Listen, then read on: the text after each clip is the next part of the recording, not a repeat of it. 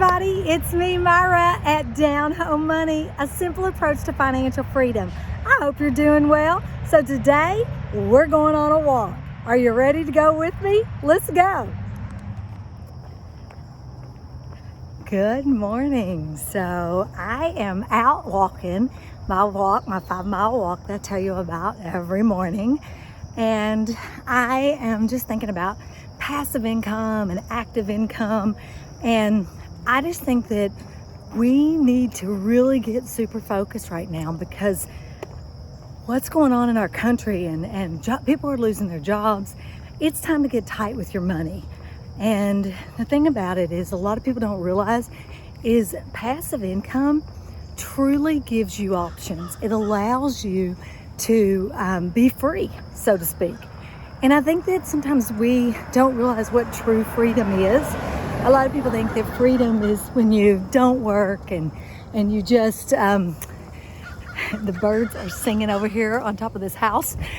That freedom is when you don't work and you get to do whatever you want. Well, that is one form of freedom, and that's pretty amazing when you have enough passive income coming in that it allows you to not work, right? But the thing is that freedom also, a lot of us want to work. I mean, I got bored out of my mind. Honestly, when I retired the first time at 33, I was bored out of my mind. I had to, I had to find something. And so that's when real estate came on board. But what I found is I just have been working on my taxes. I had to file an extension, and we've just been working on my taxes. And it's really frustrating when I see how much I pay in taxes for my active income compared to what I pay in taxes for my passive income. And that's what I'm really trying to share with you, is that passive income, dividend income, interest, rents, royalties, those are taxed at a lower rate. And that's what I'm trying to teach you, so that you're not burdened. Because once you start making a lot of money in your job or whatever, you're going to pay a lot of money in taxes.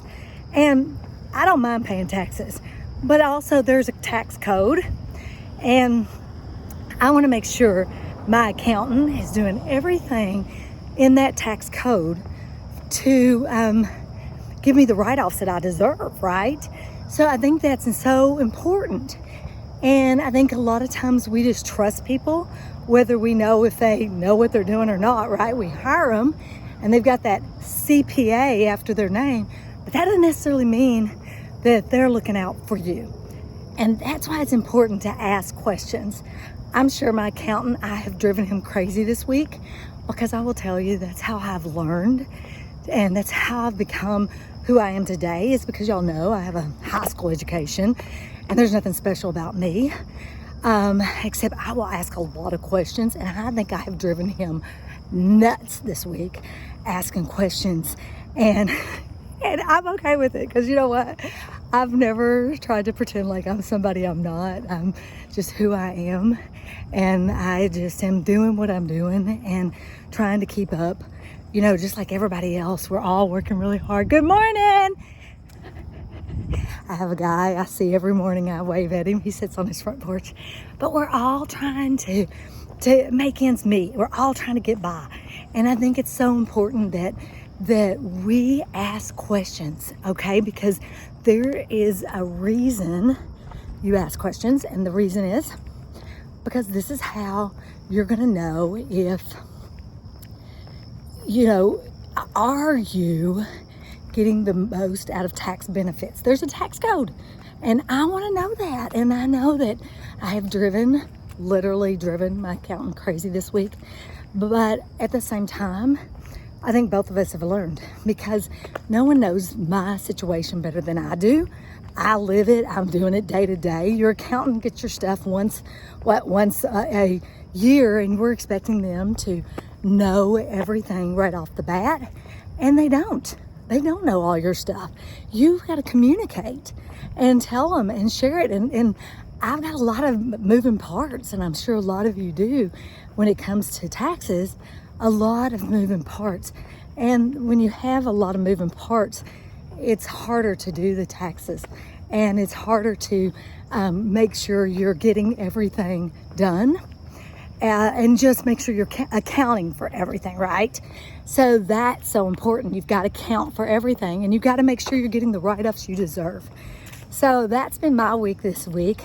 I'm heading to, y'all know, my favorite place.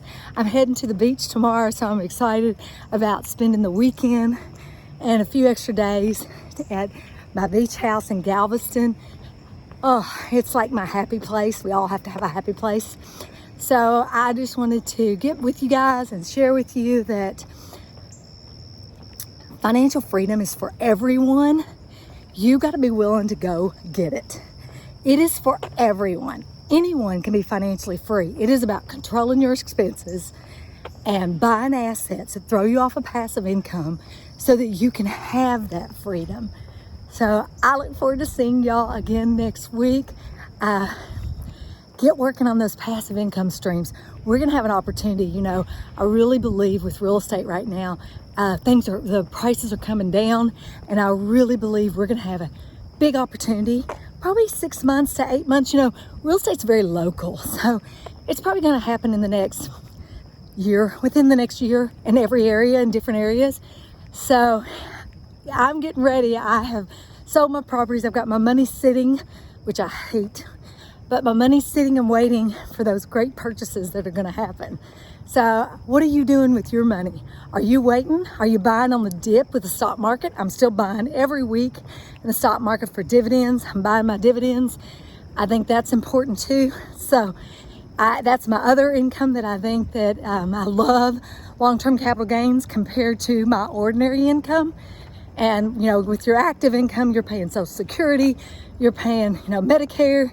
But with your passive income streams and paying capital gains, you are not. Saves you a lot of money. So get more of those kind of income streams to pay your expenses. All right, you guys, appreciate you. I'll see you next Tuesday. And remember, it's not how much money you make, it's how much money you keep. And are you buying assets that throw you off of passive income? I'll see you next Tuesday. See ya.